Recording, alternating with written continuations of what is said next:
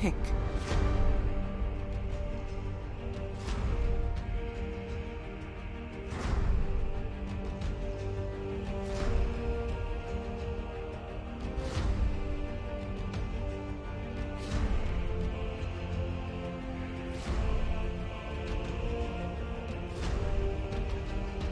Ten seconds remaining. Dire team pick.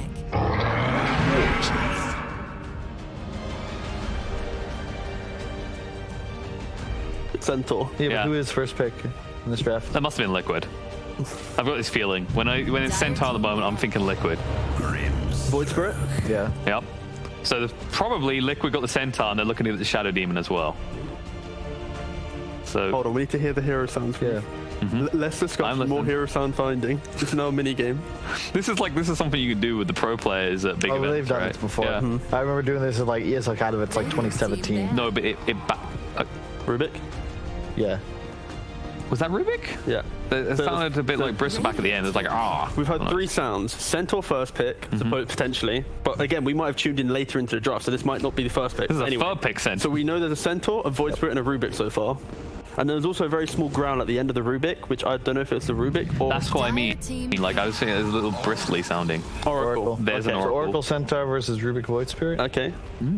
Favoring Oracle Centaur. And I'm going to assume that the Oracle Centaur most likely would be Liquid out of those options, which I think is going to be pretty strong, especially the defensive capability. Well, we were totally wrong. Yeah. I can't see It's anything. That was a Ember, grimstroke. Centaur, and Oracle. Wait, what? How For the side of VPP. You are... Wait, what? T-Gov, I told... Oh my god. How's that Grimstroke? All I'm Oh, saying... not Centaur. They were obvious, though, to be fair. You All need right. glasses and hearing aids, my friend. He's been here a me while. It's been a long event. You know, it's aged How's that him. not Void Spirit? I don't know. Go figure. Go figure. Who'd have thought? Well, Oh, it was a Void Spirit band maybe that you heard. We heard the bands. Like a slight It's like grunting delayed in our noise, ear, right? perhaps. Who the Okay, hell knows? that's Look, true. Okay, let's it go with that doesn't one. matter. No. Doesn't matter. Yeah, it doesn't We're matter. back. Okay. Oracle, Centaur, Ember Spirit for VP.Prodigy, Liquid immediately with their support duo, Grimstroke, Shadow Demon, and now a Monkey King. Ooh. Interesting. I think that's somewhat of a deny pick. You do not want to give that over to EpiKid, and I know for a fact that 3 players on Liquid are all very competent with this hero. Yeah, I think a really strong thing that Prodigy showed, especially, was against Alliance. When you're playing up against S4's heroes, it's these offlane, these clunky offlaners, right? S4 kind of exonerated that. It's the fact that this Monkey King does dismantle them. So now you're going to have just a really solid lane. No matter where the Monkey goes, right? If he's safe lane or if he's mid, you're going to have a good time. Ember and Centaur. You feeling really stuck there, Kyle? We're not on camera, so now I can just kind of let loose. That is true. So you unbelt the pants, kick the feet up. Look, put them back That's a on. good idea. No, really, we should just... I mean, it's not like we can bring the cameras back to us or anything. Damn, they said it's bad for the microphone, so I have to move. I'll do this now. What, taking your trousers off? Oh, yes, we did hear the bands, by the way. I've just seen all the Yeah, bands. there we go. So we've recapped now. We can see where we're at. Yeah. Whose drafter is looking a little bit stronger after these first 3 picks? Are we hard in the Liquid camp? No, both are pretty even in their concepts, right? Like, they're not really showing too much. Like, Prodigy's got that ability to be the aggressor. Centaur and Ember are very strong. Oracle backlining that. Windrunner, though. Whoa. This is a curveball. This is normally safe. Yeah, That's what I'm thinking. This is also very strange against the Shadow Demon. You can purge off the Windrun.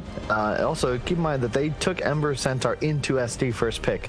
And I really like the SD first pick from Liquid because it is actually just insane in this game already. So even though they first picked it, it's something you could have taken forth and been quite happy about. 5 seconds remaining. Yeah, I mean, we haven't been seeing too much Wind Ranger. Do we like to see it more in the core role if possible, or do you think there's something more to this kind of 4 Wind Ranger? This is where Prodigy actually do like the biggest flex of their lives, where FN just whips out the mid Windrunner. It's a Monkey King mid. It's pretty solid. Yeah, like in that matchup, yeah. I haven't seen anyone except for Weeha make that hero look real, but it's always a possibility, especially against an MK. Figured this would be coming out. Beastmaster for boxes, that kind of natural steroid we were talking about. You have a Grimstroke. So again, this is where Liquid have that edge, I feel, in their drafting style, because suddenly your Monkey King is now just going to have a much easier time at hitting a win condition. You have a Deso buyer that synergizes with what Beastmaster wants to do, and the double BKB piercing roar or Shadow Demon 5 purge. seconds remaining. Oh, fine. I got him. We're Can't have the reposition. camera. Hang on. The camera's Looks back like on, you guys. get Can't to look at shuffle back something in. less pretty than Beastmaster. In 3, 2, 1. There we go. That was close. That's some pigeon math right there. But we're back. Apologies for that. We've returned, and as you can see, we've almost completed this draft. So Can I just say how amazing it is? It's just straight up Murphy's Law. We do an event, counting the charity event. But let's There's a just lot say of this one. days, yeah. 22 days, no issues. The final day, game 1 draft starts, you lose power. But we had players delayed, power gone. Everything gone wrong. One of the players wasn't home, then we have a power cut. How are we going to Also, end this? are you not home? I don't know. Where would you go? We're all at home. It's that pre-site like workout, you know, the walk, the run. But anyway, Liquid got to decide right now. This is the issue I think for that they have to. The only issue that they have right now is deciding: is this winner under support? What are they using in this last pick? How are we going to enable the rest of their team? 10 As Kyle seconds really remaining. stares. Yeah, Carl, deeply you're into the looking draft. deep into that. Has the eyesight got worse since we No, got here? it doesn't matter. Don't focus on the draft, guys. I'm done. That's what's important. It's hard. Yeah. You We have our last distracting, picks you know? coming up. I like that Prodigy banned Lycan out in the second phase, or Lone Druid rather. They took Lycan out in the first phase. These are the heroes that I'm really spooked by if I'm playing against Liquid. Is this stuff that just naturally translates into objectives. You need a Koifa hero now, I would imagine, because I think this is a Mickey Monkey, especially against a Centaur. I think Quap is a possibility. Lena, perhaps, but not a huge fan. I think something a 10 little more seconds durable. Yeah, I would say normally in this position you just pick the hero that can mid or carry, right? So it's the Quap. Ooh, use 5 Conga. seconds remaining. Do you just conquer On the side of Liquid. Yeah. Yeah. Radiant Maybe. team pick. Conga's really nice. Show FN House done? No. We're going to see a Bristleback coming out instead. Okay. It's all right. It's really nice against Wind Ranger and Centaur. And you look at this draft, and all of a sudden you feel like they've exploited a weakness here for VP.Prodigy, which is the sustained DPS does not exist. It's Well, it's also the fact that like if they are the aggressors, 10 they're going to seconds run remaining. into this Bristleback. He just parks himself in front of you. It's so easy for Liquid to play the rest Yeah. of the map, 5 and seconds to get a kill, you have to commit so many resources to that Yeah. one kill. That it's really easy for Liquid to farm up. they did not ban Necro, so that's a possibility. Death Prophet is gone. That's not surprising, but yeah, I'd say. But see, once again, you have this problem with VP.Prodigy where they don't have any tower pressure. Yeah. They're all like, yeah, in the start of this tournament, they're all in on the fight, and I was skeptical, like, this fight is so bad, but then they took so many good fights that in the map. The meta has shifted a little bit, and I feel that playstyle, so they then go for the Quap, grounding themselves in the mid lane, giving themselves a little bit of presence, and it's all about those taking those fights. The issue is, they're only tower damage, the retaliate on the Centaur. Yes. Other than that, Which isn't they bad are- for tier 1. Yeah. But I like the draft. They have good matchups, but I feel like this is just sort of exactly what we expected. Where Liquid, maybe your cores don't have the greatest, they're counter, quote unquote, to the MK, but you can actually Liquid. You can take Roach, you can take towers, and eventually these 3 cores are going to be super tanky, whereas the Quap Ember will always be susceptible to just getting caught out by a Grim Bolt into a Purge, into a Roar, etc. And Oracle can only save the one. You're also operating from a 10 vision seconds disadvantage because remaining. you're playing against Hawks and monkeys in the trees. It feels like it's an easier game for Liquid to win. And even if they are the aggressors, right, how are they pushing out their waves to match that aggression, right? How are they going to make these clean moves? Because what do they have? Power shot, scream on a Quap. Like, it's not clean. It's not that kind of OG-esque where all lanes are pushed out, they're running at you, you lose a fight and suddenly you're pressured in all lanes, right? So I understand Prodigy trying to focus more on the laning phase, but the biggest issue we have is the fact that Liquid, it's just too easy for them to set up a defense and just take all the objectives like Kyle said. so if VPP are going to pull this off, are we saying it has to be outright gank spank constantly? That's their one hope in hell? Kinda, yeah, pretty much. It's maybe a little bit toned down to the idea of they have to play a very strong, aggressive game, set the tempo, maybe even force Liquid into Roshan, take the fight out of Roshan, steal the Aegis. We just have to watch the game under the operating knowing that VP.Prodigy need like a 2-to-1 kill advantage to be even. Like 3-to-1 To be win. even, And that's the problem with the draft. It's more geared towards finding easier kills, having a stronger laning phase, but can you sustain that for 30, 40 minutes?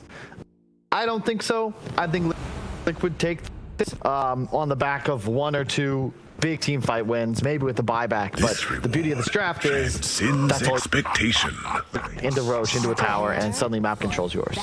And then on VPP's side, I think you'll notice they have to pray that Liquid gets Roche low and then catch them off guard, because there's no way in hell they're taking it themselves. But we'll have to see how this one is going to go down. I'm going to test something because I think we've got our boys ready. We got them back on the line as they are ready to go. And what a way to kick it off. We've got Toby and Cinder and the classic combo back together to start us off with VP.Prodigy versus Liquid. Yeah, swear as classic as Navi versus Alliance, and just as relative.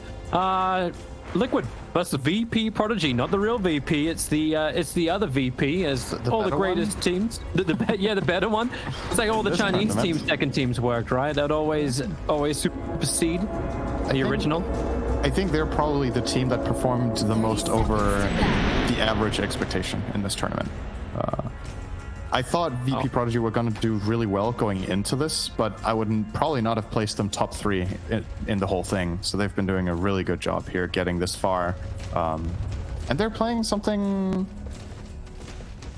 They're playing to their strengths, basically. This is the kind of stuff that they've been playing all tournament, which can be a little bit concerning because it also means that, you know, enemy teams are going to be preparing better and better and better for you. But their execution has just been so good, like they said on the panel, that it hasn't mattered a lot of the time. Save. We'll have to use Wind Run here. Get out.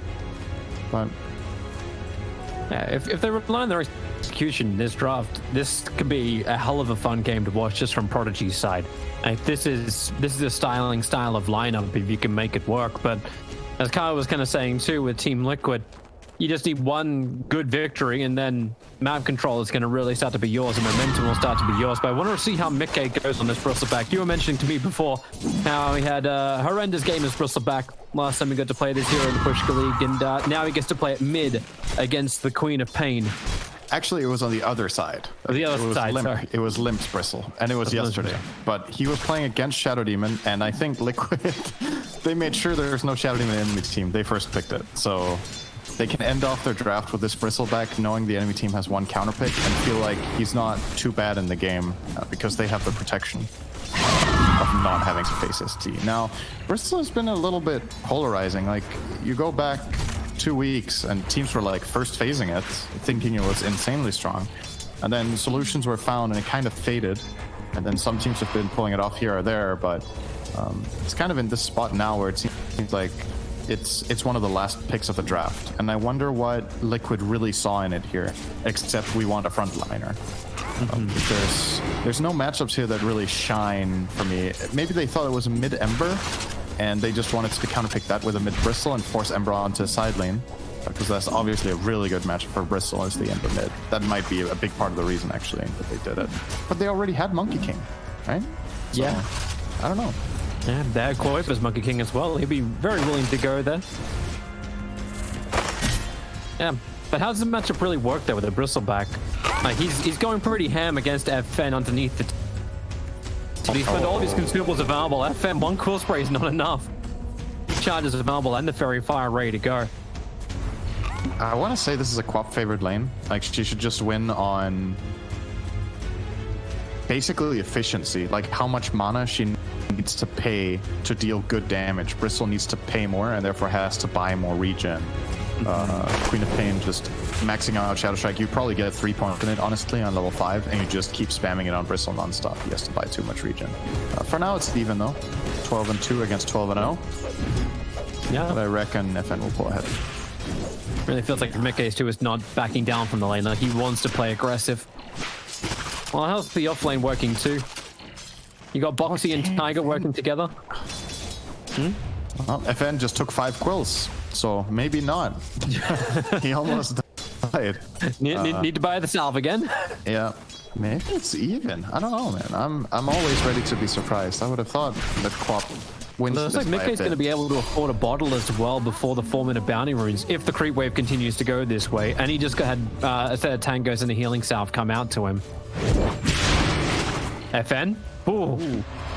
With a Shadow Strike, that's level 2. Mickey will be fine. It's not a kill, but Mickey has to wait the whole Shadow Strike out before he can use his healing salve, and that means free CS here for FN. Okay, he missed it. I mean, it was free, but sometimes mess up. Oh, he'll get the demand the range creep though. So yeah. Also, Mickey's timing, and once again, like, okay, well, the Salve and Tango, he's down to 1 Tango. For all the consumables that Mickey has had, he still can't get himself over 1/3 HP. He's trying his hardest, though. Level 3 now.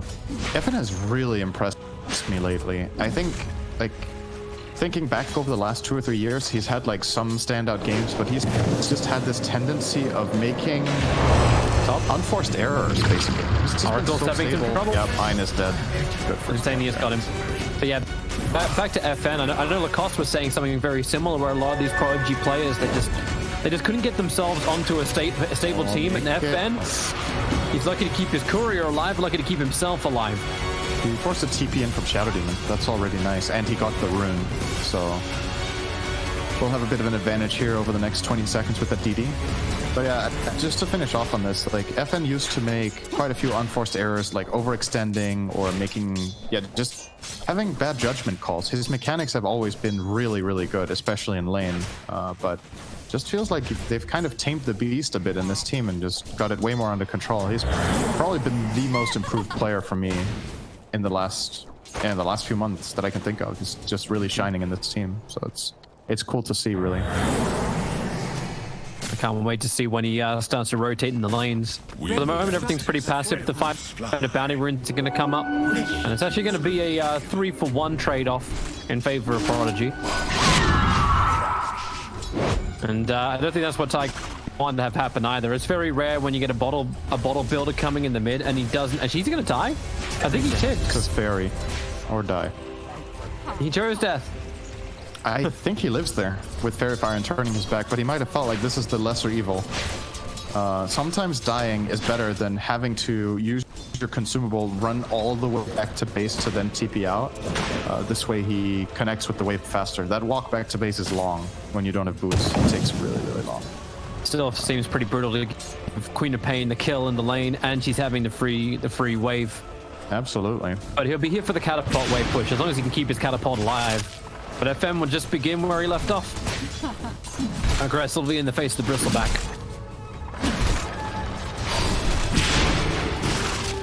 My god, Mickey. How much damage can you take from this? And now the Arcane Rune. Insania will deny it. Yeah, he didn't want to risk that FN just blinks and snaps it in front of him. So It's not like Bristleback's a good controller. yeah, there's no way Bristle gets that rune. He's never going to get it. Like, the way FN is playing this lane so hyper-aggressively, he's preventing the Bristleback from pushing the lane. And the way Bristle gets runes from that mid lane is by just spamming Cool Spray 3 or 4 times in a wave and then going to the rune. But he just doesn't get access in here. Thought about the mid lane. I want to look a little bit to the other sides too. Sure. Shackle shot. Good reason. That's a good watch. place to look. Boxy's trying to retreat back out again. He'll get to the tower. The immolation's really burning, and Neptune Kid's Spider Fist has off cooldown right now. So goodbye, Boxy. Good thing to watch the side lane, Sin. Prodigy are really off to a good start here. They're basically winning 2 lanes, and their Centaur top is more or less drawing with Monkey King. Getting his level 5 now. Pushka has a clear experience advantage, however, with that level 6. But overall, say Prodigy are probably very happy with what has happened in this early game. Big XP and gold lead already. Tower is under attack. Yeah. Like, I know the panel was talking about Prodigy's problems, like pushing down buildings, but when you go a lineup like this and you're feeling confident you can get momentum, this feels like exactly the type of lineup you could just push your advantage further and further forward. Your split push is going to be so damn strong as well. You know what everyone has, no matter what heroes you pick? Dyer's bottom She's Siege pushing creeps. high ground. You have siege creeps. Uh-huh. And if you can protect those by being stronger and play the timing just like Prodigy did here, where they bullied Beastmaster out of the lane and killed him and then had a siege creep, you can still get a tower minute 730. So honestly, super good job so far. Getting this bottom tower is a pretty big deal. And I reckon they're going to try to make a move mid-minute 10. That would probably be a really good decision for their lineup, knowing that Bristle is struggling, Beastmaster is struggling. You should have the upper hand minute 10 with a level 6 Centaur. Both your Ember and Quam are monsters minute 10. These heroes are so good right then. Opening time.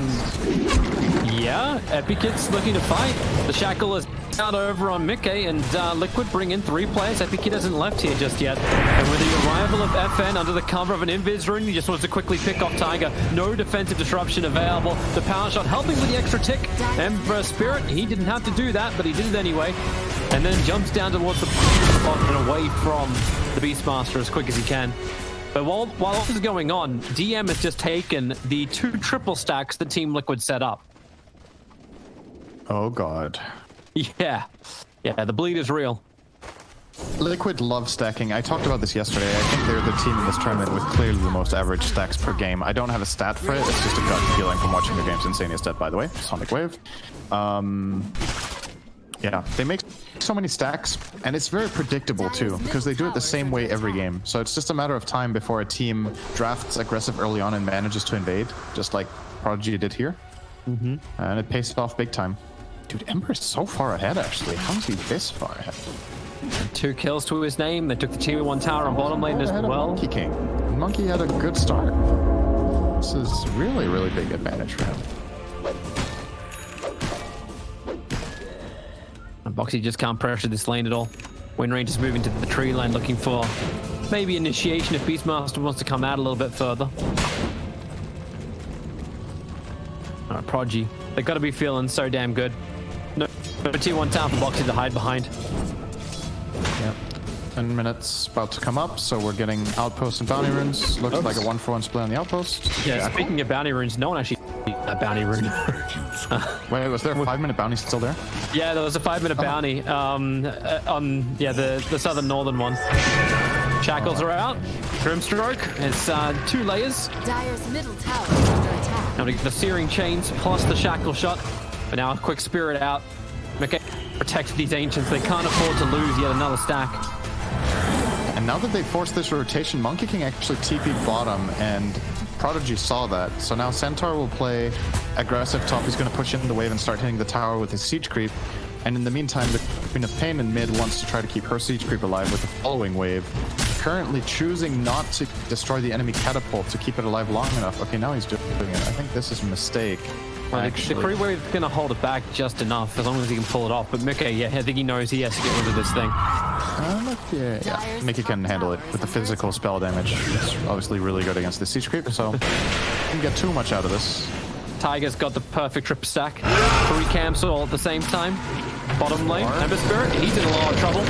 Getting caught out. Oracle's trying to give him the extra survivability, and Epic able to actually have it. Monkey King building the perfect boundless strike, and Hefe comes in. The Sonic Wave mopping up Boxy and Quoifa, moving into Insania. Virtus.Pro, they lose the Oracle. The Team Liquid's aggression does not pay off. So quick on that rotation. This is one of, in my opinion, the big weaknesses of playing Bristle mid in this patch. If you're playing against a high-tempo mid hero like Queen of Pain or Ember as examples, or Void Spirit, their rotation potential is just so strong. Like, every time your team makes a move, if Bristle is not a part of it, the other mid hero will join very quickly and swing it in their favor very easily. And obviously Bristle, in addition to that, also lost his lane this game, which I think is understandable. It's a hard matchup. Yep. They're helping Mickey recover. Like, they at least gave him now that the second triple stack that was prepared up by Tiger. So he's now #1 net worth for Team Liquid. But what does this item, what does this money really go into? He picks up a hood, but can you still stand against the Prodigy lineup? So I'm also seeing a blink dagger coming in from a centaur. So VP, they're gonna smoke up maybe a little prematurely, because the blink dagger is only now just getting onto the centaur.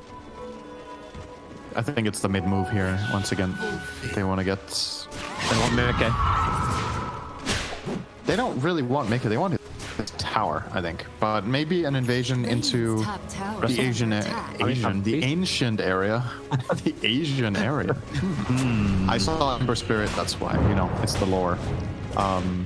Didn't find the kill though. Good read from Foxy to back out, but they do get control of the area and they get a good aggressive ward down, and this could be an opening mid. They're starting to poke. Yeah, now they get Mickey. Insania gonna wait in the back lines. He's trying to let off a quick little silence to control up the centaur, but no full hood yet, so just the cloak is not enough. And they can just keep pushing mid. Why not? You built up your retaliate stacks. The creep wave's coming in as well.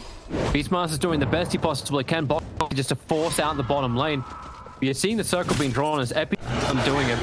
Everywhere on the south. I wish to dominate the south.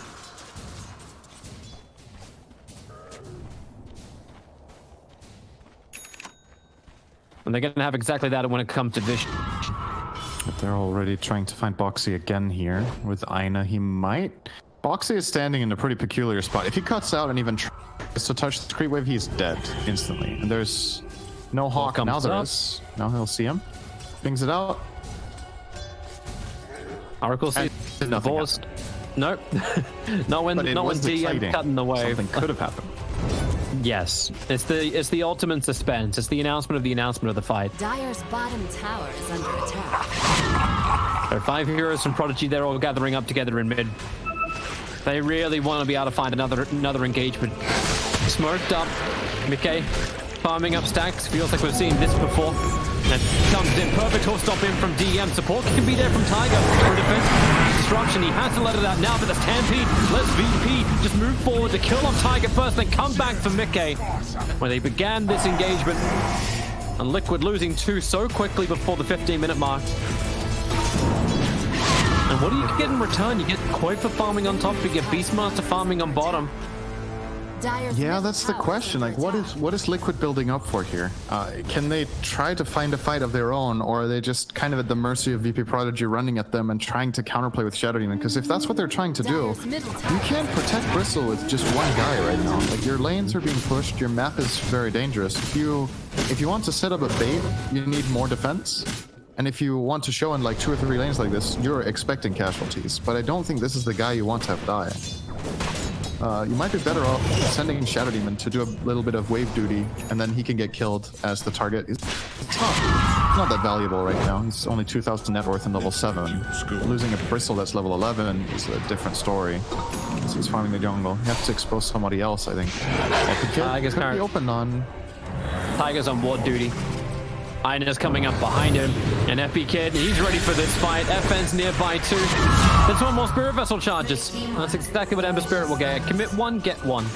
I mean, it's not great, but it's obviously much better than the alternative, which is to lose a core there. VP are just running around as a squad. Speaking of which, in the world's mid, Save looking for a good shackle line. Insania buying some extra space for Mickey to back triggers the hood, which is now completed. Bottom tower is under attack. But if he wants his own fight, he's not going to find it. Top tower is under attack.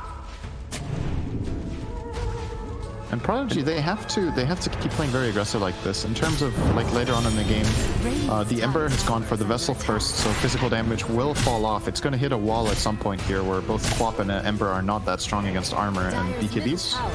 So if they can keep kind of squeezing as much out of the map as possible and stay ahead by this amount, they should be fine. But obviously Liquid should have their minds on some sort of protection against this kind of high tempo magic lineup. Yep. In their itemization. You got like Lotus Orb build in from Bristleback, so it's obviously not full auras coming in. I think Koiko will go Deso into BKB. That's still a ways away. Okay, they're actually going to finally try to make their own move here, Liquid. Where did they go? What prompted it? If they got a key item that I'm not seeing, I don't think anything really changed, but they're just tired of losing, I think. They just try and battle on bottom lane. Use the Bristle as bait, push the tier 1 tower, but if no one defends the tier 2 tower in mid, Tower is under attack. this may also be another big flag. I love how Ember Spirit is going to pick up the Imp Courts before this fight might begin. And I'll put the emphasis on might. At the moment, Prodigy are taking a tier 2 tower, potentially 2 tier 2 towers with a pressure from Epic Kid on top. So what will be the price of the tier 1 tower on bottom? They're going to force them back, I think. It's very transparent from Liquid right now. They're showing 2 cores on this bottom tower. You can force high ground here, and you're guaranteed to get the outcome that you want, which is to force the enemy team back to base so they don't stay in your jungle. I would at least like to see that. I don't think... At least their creep wave died. This 10-second or 15-second delay actually matters quite a bit. So maybe they're going to settle for top. Looks to be the case. Yeah. I think they did want to force them back, but they lost their wave. And then the timing doesn't really favor them anymore. So they're going to spill out into the map once again. Queen of Pain in this rune again. If If he finds Koikva here, Tower is under Every attack. action rune you want. The Hawk is out, so Epikid is visible. Do you really want to fight into this? You're still not really a combat ready for Team Liquid. when are you though? Dyer's top That's tower a is very under good attack. question. Now, the panel was saying Liquid just needs to win one fight and then they can. But I'm not even seeing that. Brilsabang in trouble. Tiger, defensive disruptions out. And now force Epikid to TP away to safety. Both these teams with good saving heroes, be it the SD or the Oracle. Yeah, they paid out a soul bind, but obviously it's a lot harder to go on Bristle now than it was before. He got a plate mail and a hood since last they killed him. And if they have protection behind him, I think the math is just different now. That now you can probably protect him with one hero instead of 2 or 3 I would have liked earlier. Just keep him alive. But at the same time, like, it's always such a difficult puzzle where if you overprotect the Bristle, yeah, he's farming, but you're losing on farming. Like, then you're not farming enough on the map. So that's why it's why it's hard to play from behind like this, because you have access to less resources, but at the same time you feel like you need to protect the key heroes at the right times. It's just a very difficult balance to strike. Obviously Prodigy did a good job at identifying when they could invade and get. Might try again here. There they are. Not defensive disruption, and they'll give it another shot. Fortunately, it's not going to be able to connect, and even Grimstroke will be there for the extra silence, but it's a good route. And the Sonic Wave committal, and the blink forward from Save. That was a curve shot. Remember When when it I comes said to it the wasn't shackle happening? shot, It was Yeah. happening. definitely Sick did. shackle shot, 5-man rotation, the clock comes in with the whole shebang. I did not see that kill. I didn't think it was going to happen. I don't think Liquid also were, No, they were not ready for the. expecting that to be a kill. They weren't even ready for the blink dagger, catching the back line. Now you've got more issues. Beastmaster well away from the rest. So what was it the panel said? You need to have a 3-to-1 kill lead as VP? It's 7-to-1 right now. That should be good enough. It's good enough. It does sound good.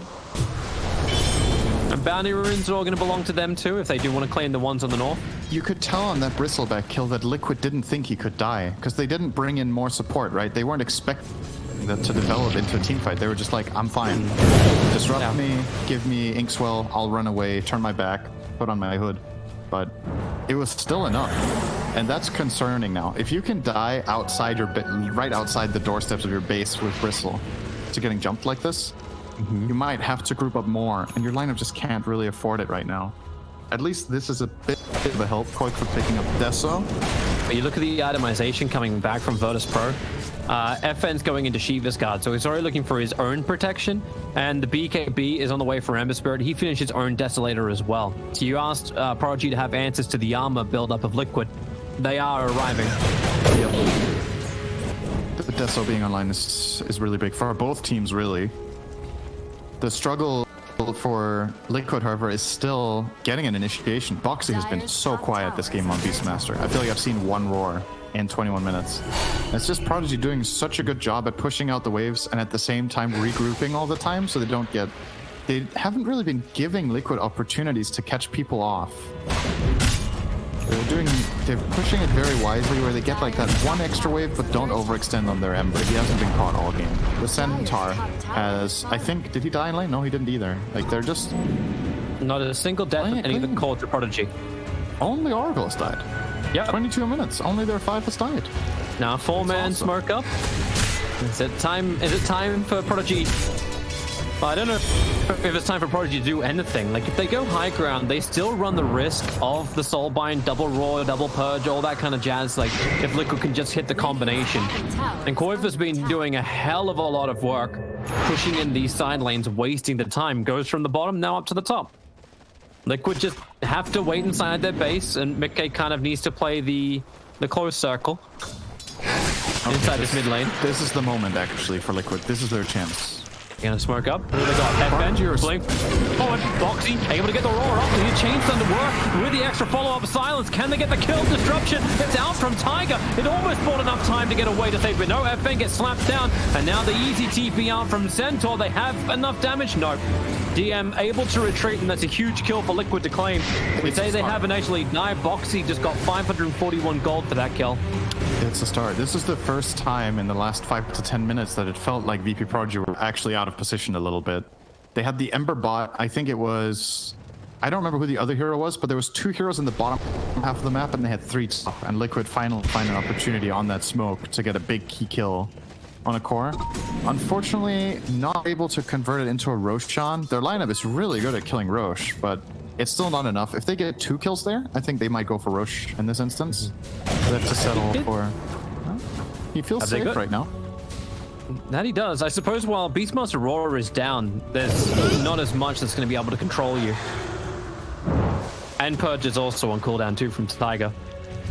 And Prodigy to make their own move in the smoke. I think that one was spotted by Liquid's ward. It was. 100%. They should be backing up right now. Monkey's already, like, you see Koifa, he's just turned on the aggression. Slam down bottom lane, get back. Okay, it wasn't called out by everybody. Well, if they saw it, they didn't react to it. Let me tell you. Did they really? It was. Because I know they there was 2 heroes. There was 2 heroes, I think, that were there. The Hawk was not there yet when they smoked, and I think the ward that Liquid have in the river just barely can see it. They smoked right outside the range of it, but I don't think all of the heroes were actually on the high ground when they smoked. Either way, it looked like they had no idea. And this is obviously super good for Prodigy. They get to put their Dezo to use to kill Roach. They avoid that the Dire lineup that really wants this and is kind of tailored to have the ability to take this won't get it. And now you have this really big line of safety for your Queen of Pain. Such a great Aegis hero. In a game like this, the only real way you die is Roar, and now you're safe from it for 5 minutes. If they can stay protected. I like how SD, okay, yeah, get the hell out of there, Tiger. He's been adding some pressure on the top lane, but Quap just pushes it back. Boxy can send his army to do the same type of thing.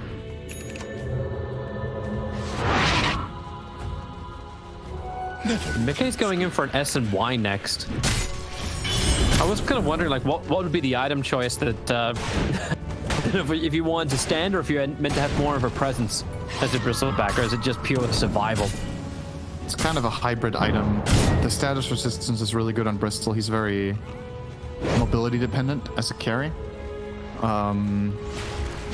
You obviously get moved. He needs that because he's mobility based as a carry. I don't know what alternatives are really good here. Like, sometimes you buy Abyssal, but I don't think you buy it in this slot. You could finish the pipe. Didn't do it too good either. It's too late for that. So yeah, Tiger seems like solid. Oh, see you, Tiger. Now, there's a quick little stampede. Also helps out in bottom lane. FN chasing down Koifa. Lets the Sonic Wave go. Monkey King able to get off the tree in time as FN blinks forward. The now save will arrive. The Shackle flies forward to Monkey King, who normally loves playing around the trees. It becomes his own worst enemy. So Boxy needs to push. Catapult wave. Necro 3 on him. Should help get a bit more map control, P-warding. Is there anything really good to purge here? Windrun? Dyer's bottom tower. Fate Edict. Touch the Ember as much Flame Guard. Yeah. It's okay. It's not like insanely good. The Windrun purge is pretty damn good. But that's also on your support. Yeah. And Save's getting, like, the only items he requires to help win the fight. Tranquil's to sustain, Blink for positioning, he's going to get a 4-star later on. Blink hops on forward, goes back, put to work, Lotus Orb. Able to protect Mickey for the moment as DM, not a help. And the calls are starting to really stack up for him. So he's trying to purge him free. Is something there? Safety be able to connect on the shackle shot. Mickey, can somebody get this man out to safety? He needs more health destruction from Tiger. Just close enough on the edge, and now Soulbind out. Where is this Roar? It's too far away. Boxy really hesitant to jump forward. He had the blink. He was ready to go. Yeah, he has to play around Oracle the whole time. He knows there's a save, so he kind of needs this double Roar to at least get one target, because Oracle can only save one, not two. But yeah, the opportunity just wasn't there. It was still nicely done from Liquid to protect the Bristle the way they did. They didn't like overextend and force a fight that could have cost them the whole game. But at the same time, they don't really gain anything. They didn't even find a kill or force a key cooldown of any sort. Aegis is still intact. No ultis used on Radiant. So Aegis is intact, but you haven't done as much damage to the mid tower as you probably would have liked. And Team Liquid, thanks to the level 3 book being up from Boxy, he's at least able to send out and look to remove some of this vision. This is the closer outside the base than I think I've seen Liquid come. And then back in. we're back to the standard roll. Foxy on one lane, Koifer on the other. Two supports sitting behind the bristleback.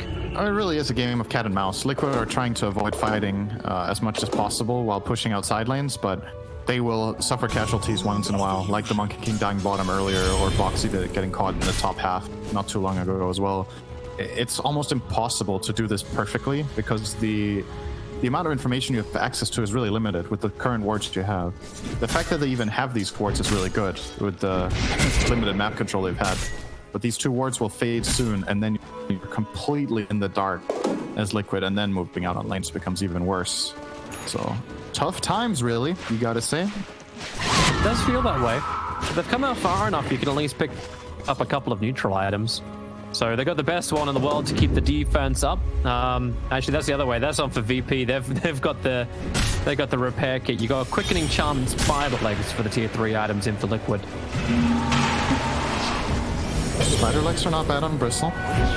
Or Monkey, for that matter. Or even Beastmaster, so he can find a roar. Over Cliff's a bit easier. They will put it on Beast for now, at least. I guess time down. It's just before the 30-minute mark, and you look for your outposts. It's what Liquid were waiting for this whole time. They didn't want to fight the Aegis. It has now expired, so they want to try to make their move with this smoke. They actually won't get to the outpost in time, so both outposts will belong to Prodigy at the 30-minute mark. Not exactly what you would have liked. And Prodigy have really good position here. The only heroes that Liquid are likely to run into are Centaur and Windrunner, and they can save both of them with the Oracle. And Windrunner herself. That's with a the very nice deal for Koifer. A double damage rune that'd love to take a fight here. Off the back of the smoke, but who's your target? FM blinks away to safety. And while DM has copped a decent chunk of damage, he just walks it off.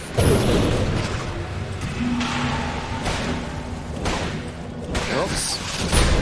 That's not something you want to lose.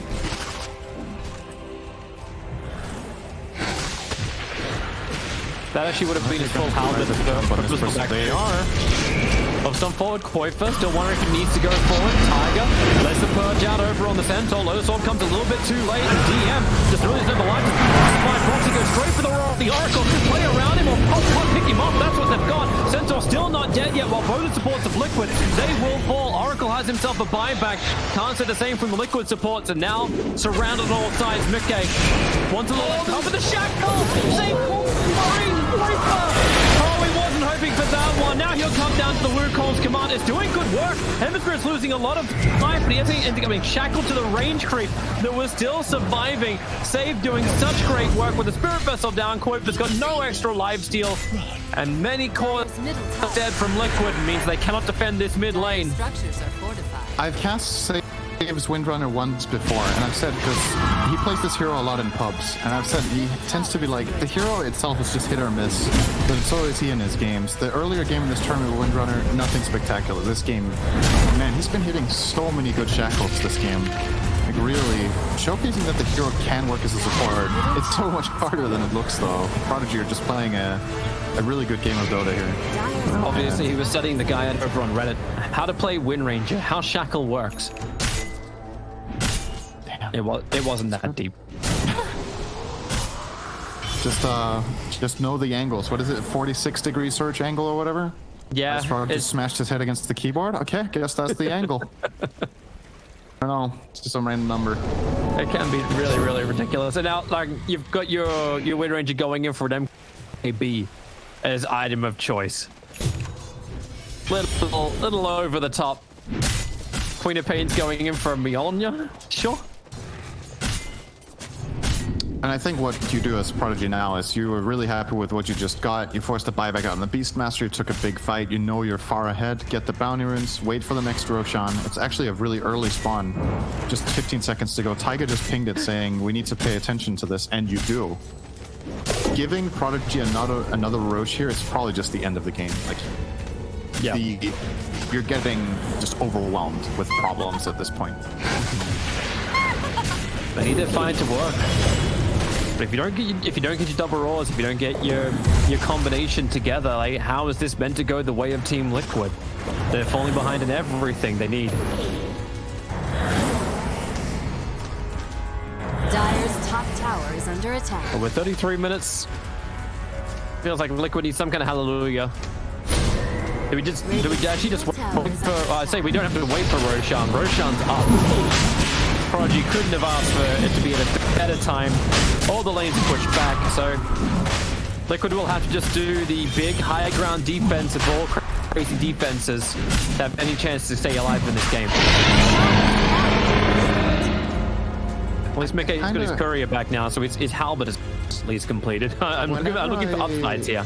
Yeah, whenever I watch games like this, there's been a few of them in this tournament. It's always hard from the spectator standpoint to really understand what's going on in the game, but you just have this feeling of, Liquid, you have to try to take more fights than what you're doing. And I know they're hard, and you're probably going to lose, but they've been so quiet all game, not really taking much initiative. And like, again, if I could only see their vision the whole game, maybe it makes a lot more sense. Like maybe Prodigy are just pushing waves way better and having way more vision the whole time, as Boxy will get solo killed by Epikid bottom. Who then just... No, he did not. The only ones who have buyback are Bristle and the two supports of Liquid. And Epikid just gives him the extra tip, and now Bristle back. Also in a little bit of trouble. Goodbye, Tiger, but that's why they have your money. Insania needs to try and clean up the creep wave, which is still also inside the base. Purges are out, but Entor doesn't care. In fact, most of Prodigy don't care. They run forward. Mickey's trying to build up some quill stacks. He gets something going here, but now he's shackled to the Ember Spirit fake. They are created by Tiger, who FM will now finally get rid of Tiger in the back line. No buyback for him. They're all gone. And Monkey keeps doing everything he can inside the Wukong's command, and he is able to do something. Okay, maybe he's not. The Sleight of Fist dodges out, and Shackle's now out from save, and all the stun control is there. This game's over. It's done. It's dusted. Mickey might be alive, but Liquid's hopes are dead in game one. Prodigy have just controlled this game from the very get-go. Dire's middle barracks are under attack. But Liquid want to keep Shackle, actually? Oh, he has. He's shackling too. Style points. I've seen that with Mars, putting down the Iron Will tree and then spearing into it. That one's a little harder to claim. Oh, that's Mickey's plan now. This is Mickey's plan. Wait until all the mana is gone. And then again, he just gets one charges. And they fighting. And there's so many trees to work with. And now, roll. Maybe Ember Spirit. No, not maybe Ember Spirit. The Shackle just connects too easily. GG. That is the best Windrunner support performance I've ever seen in a pro game. I am pretty confident in saying that. And I've seen quite a few. It's not the first time that this hero gets played as a support, obviously. Especially in China, it's had its phases, but Save was just really, really impressive to me this game. Just all of VPP. Awesome movements, really good.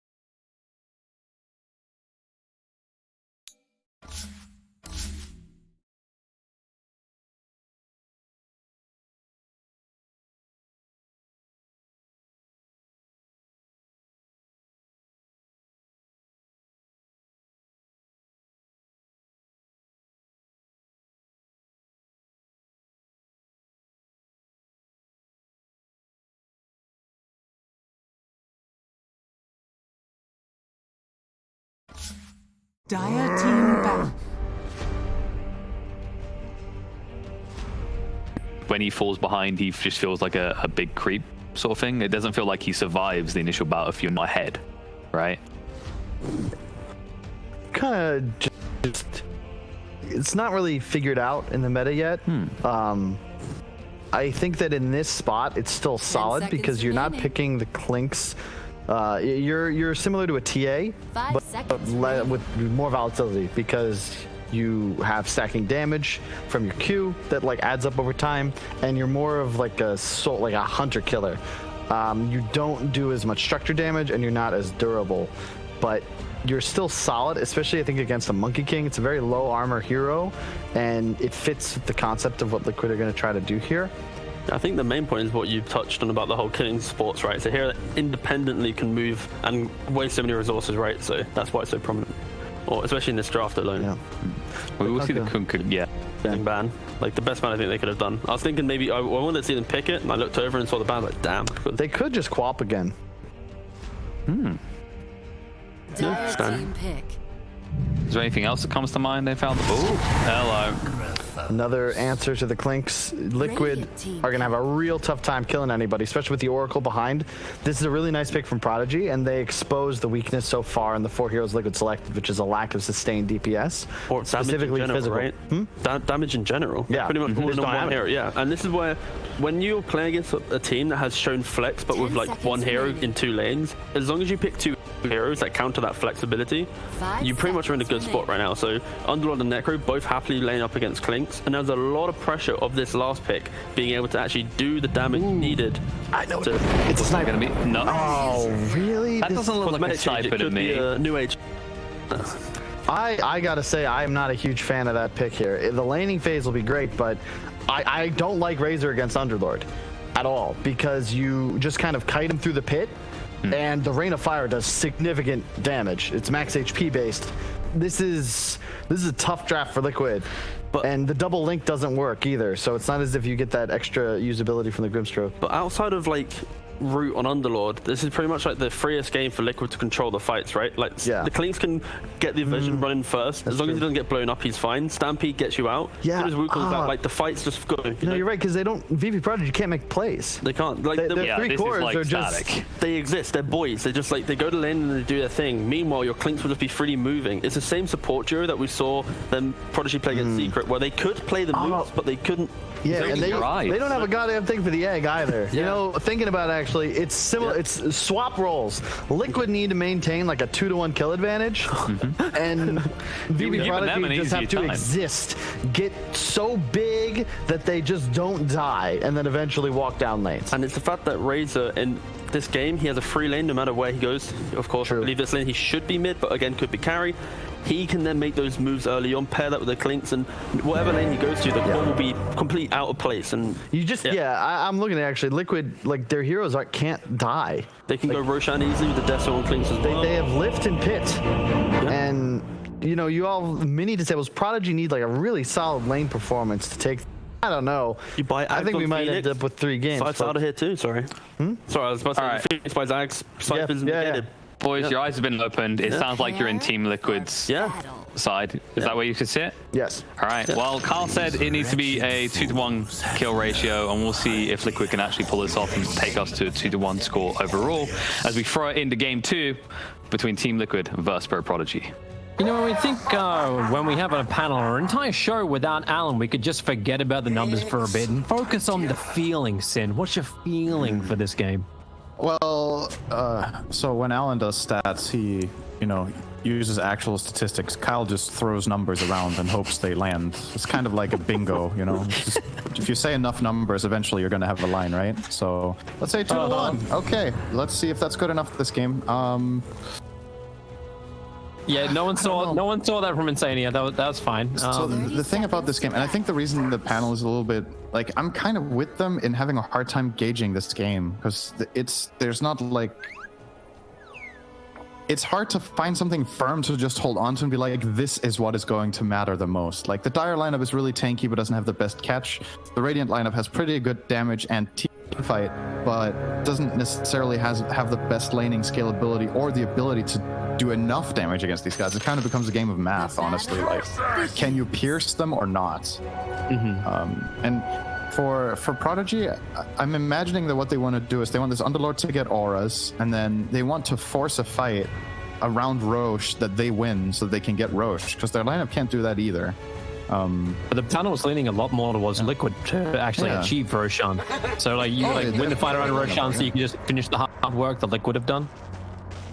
The thing that I'm mainly looking at in this game compared to the last one is that the initiative to get a lot done is a lot less in Prodigy's court, and the way they won the last game was just overwhelmingly aggressive plays. And now the game might be a bit more Liquid tempo, the way they like to play. So I think at the very least in the draft they've accomplished that they've set themselves up for their play style. I suppose we could also look towards just FN then. Like, he was such a superstar of Game 1 and now he's on this Necrophos. Like I think long of the days gone where you get like blink daggers on these heroes and you get them really aggressive. Like, hey, what is that tempo you even look to have set by who? Is it Epic Kids movement? Is it DM's movement? Is it just the supports playing really well from Prodigy that let them set any kind of tempo? Because once they're ready to go, like, who is the one actually going? I think thinking of the game in that way is probably not the way this is going to go down anyway. Prodigy are going to reach some sort of critical mass and then they're going to ball down towers. Okay. And it's up to Liquid to choose, can we win these fights? And if we can't, they need to just split as fast as the enemy team is pushing, which they're able to. Clinks and Centaur are no pushovers when it comes to taking towers, so they can both defend and...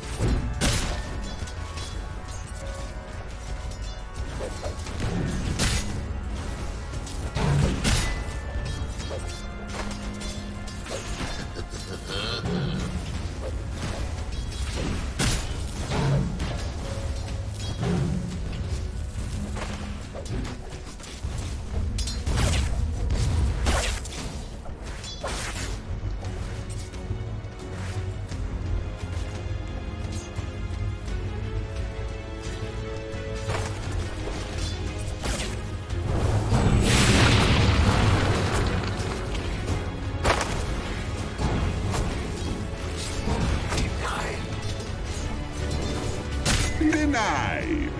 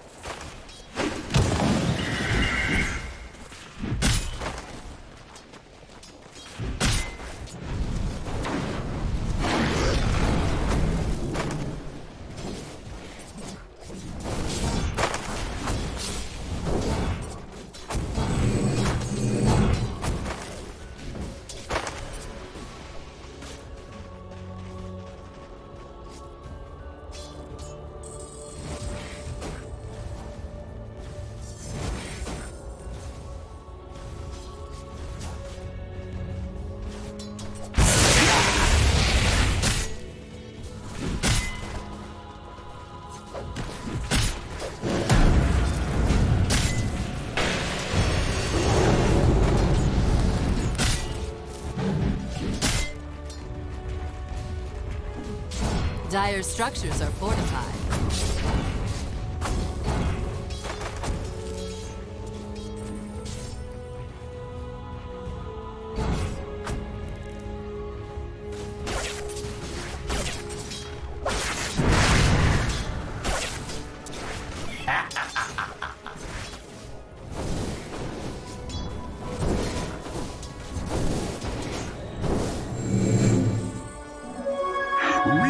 Regeneration.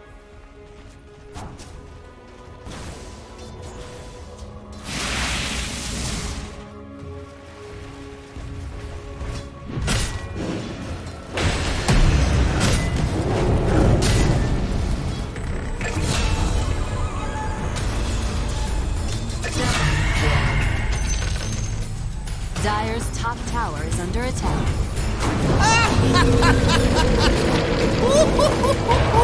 Oh!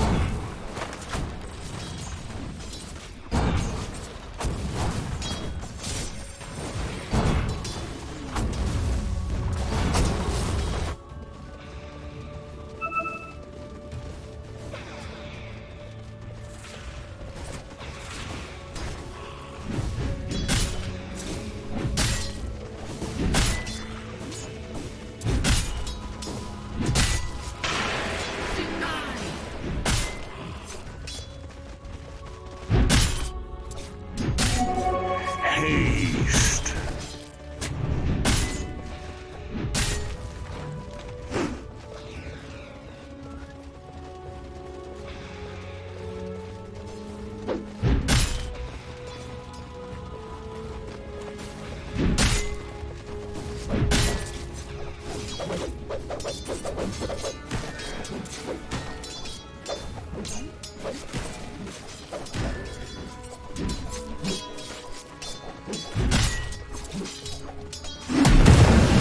Top tower is under attack.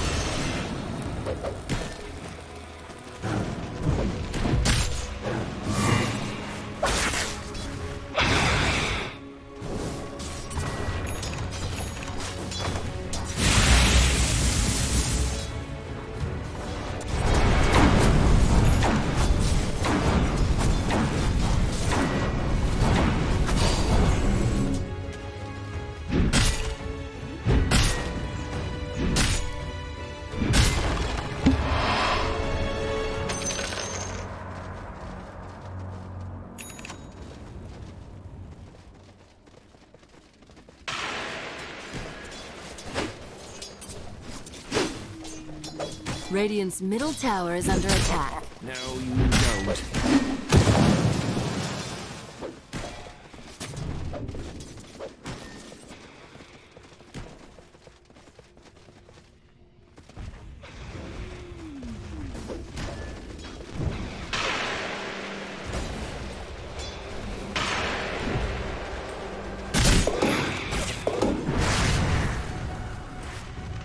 Dire's top tower is under attack. Double damage.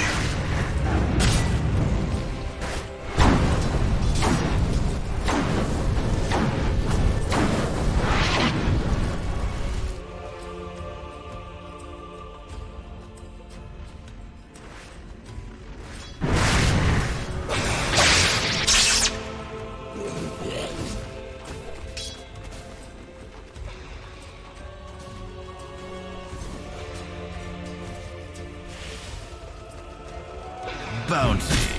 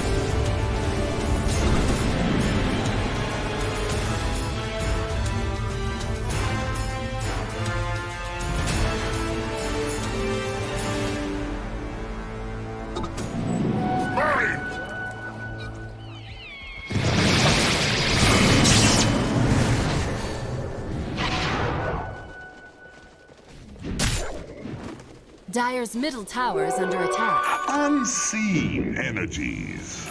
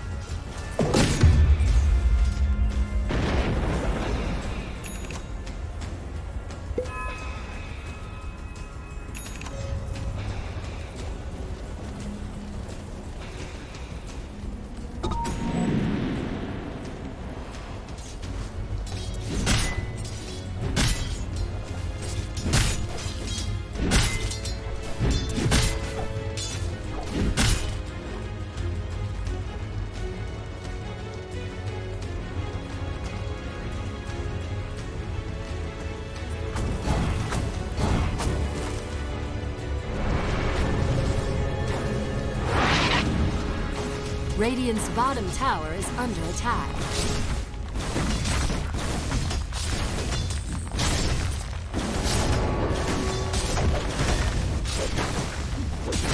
Radiant structures are fortified. Radiant's bottom tower is under attack. Dire's top tower is under attack.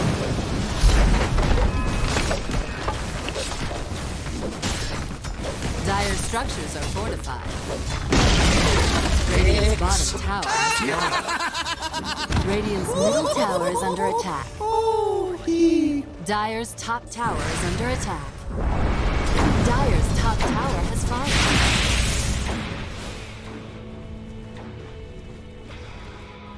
Radiant's bottom tower is under attack.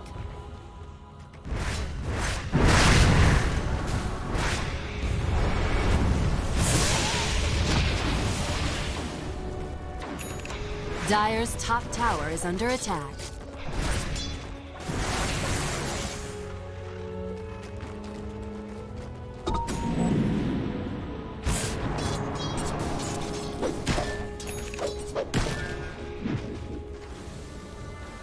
Radiant's bottom tower is under attack.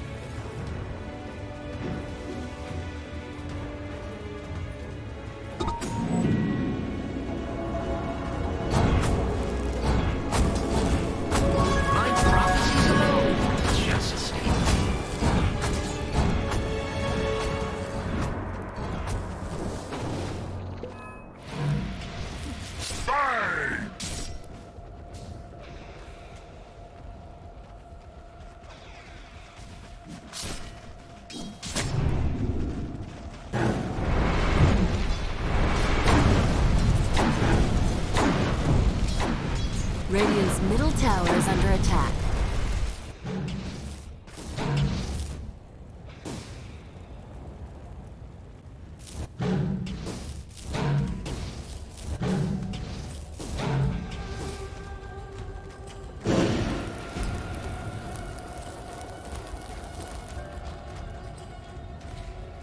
Dire's middle tower is under attack. A lucky find. That should help. Wish fulfilled.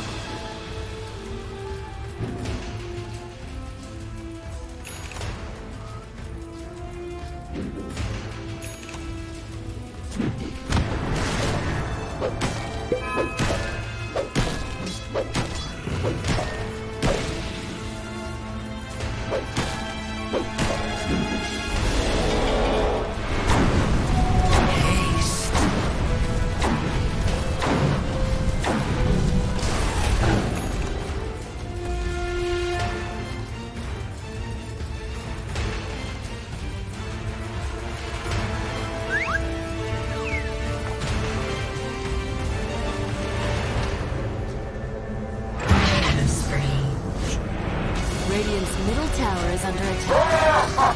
Radiant structures.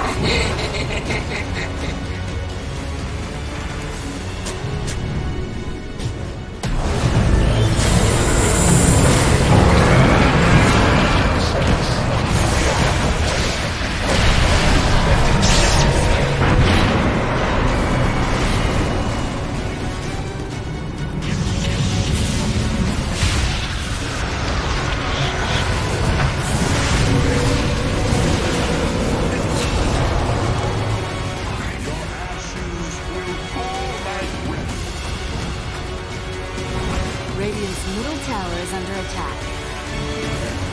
Dire structures are fortified.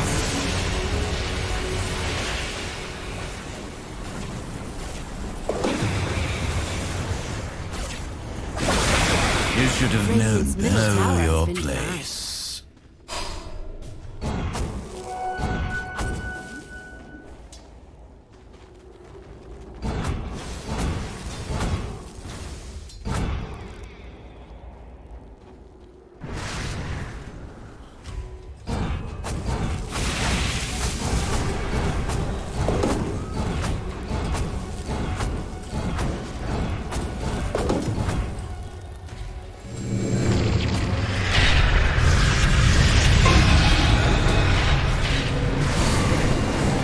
Dire's top tower is under attack.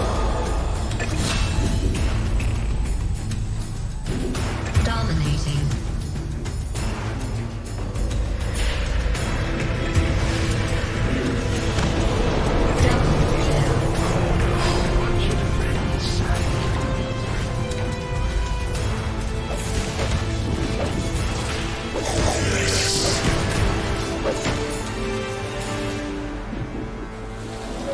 Regeneration.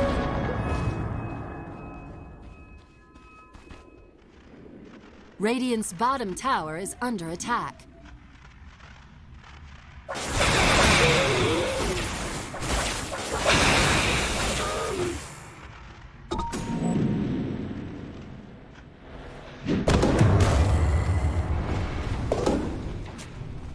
Radiant's middle tower is under attack.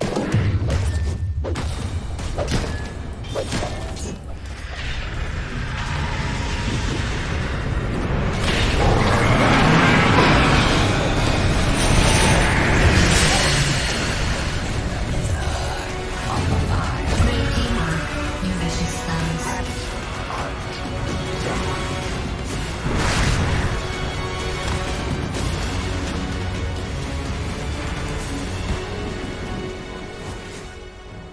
Dire's top tower is under attack.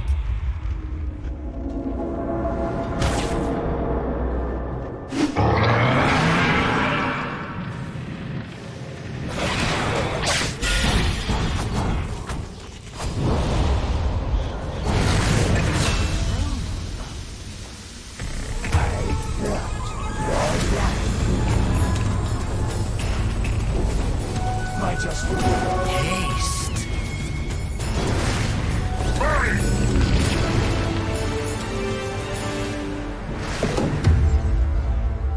Dire's courier has been killed.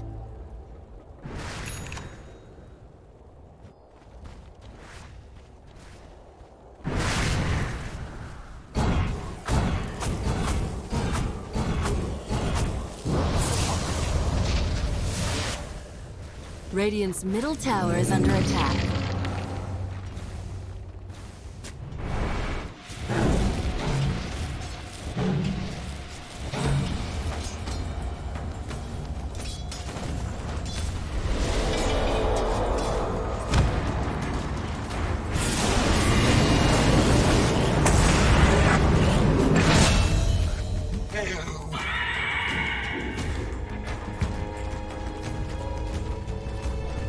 Radiant's middle tower is under attack.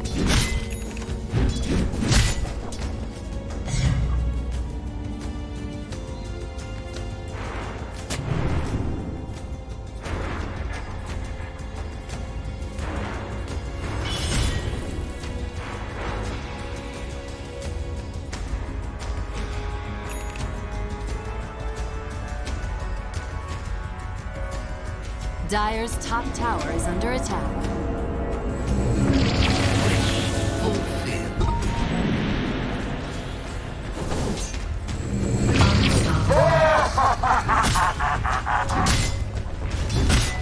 Excellent.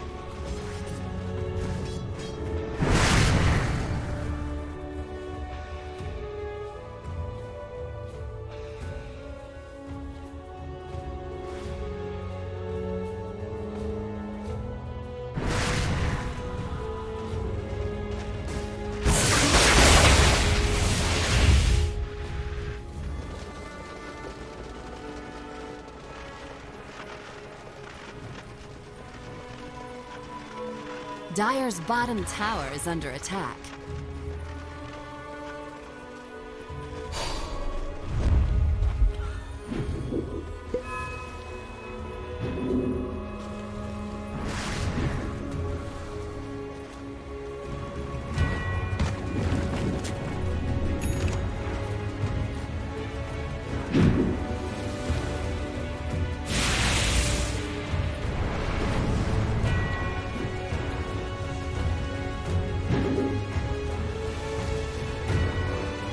Radiant's middle tower is under attack.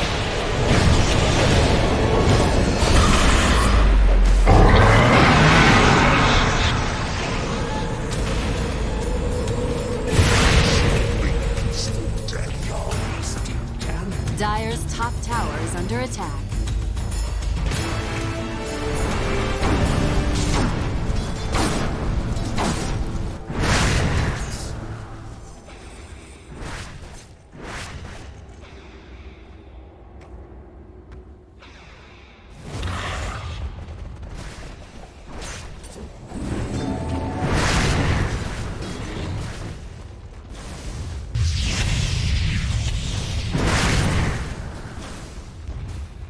Radiant's bottom tower is under attack.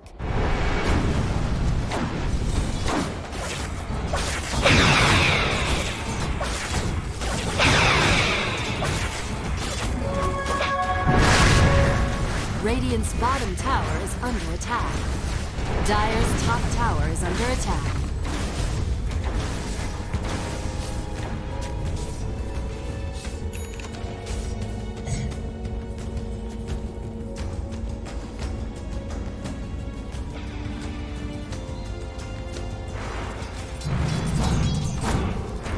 Radiant's bottom tower is under attack.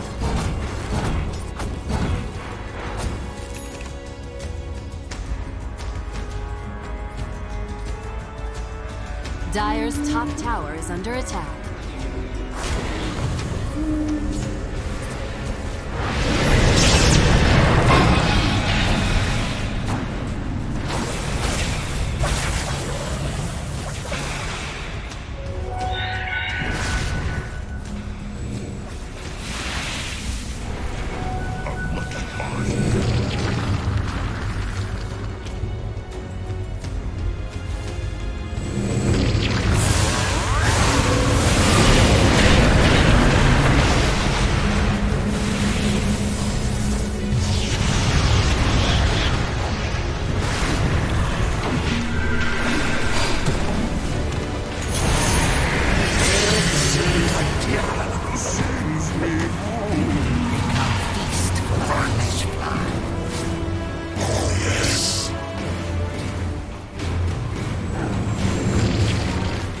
Radiant's middle tower is under attack.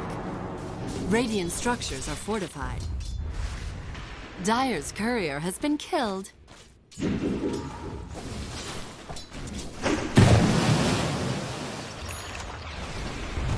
Radiant's bottom tower is under attack.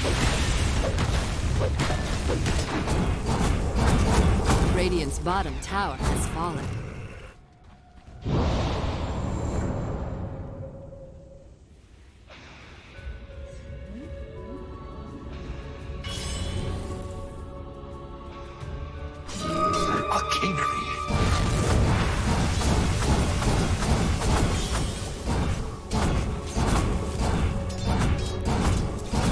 Natural help.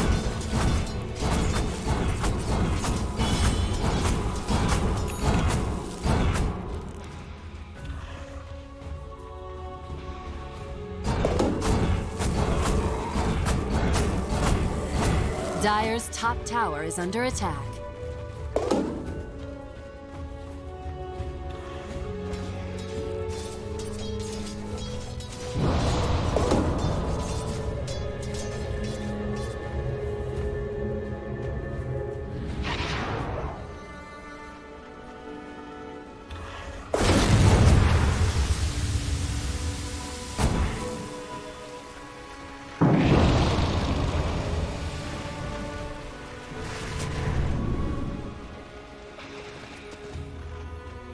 Radiant's middle tower is under attack. My people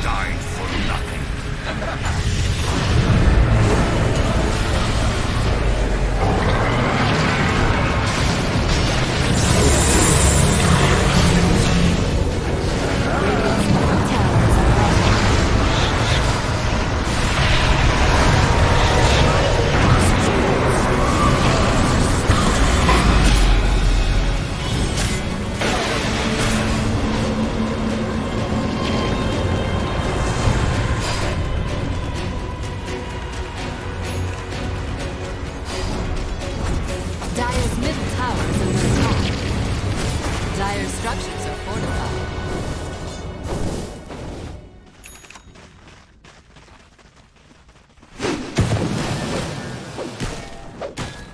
Dire's middle tower is under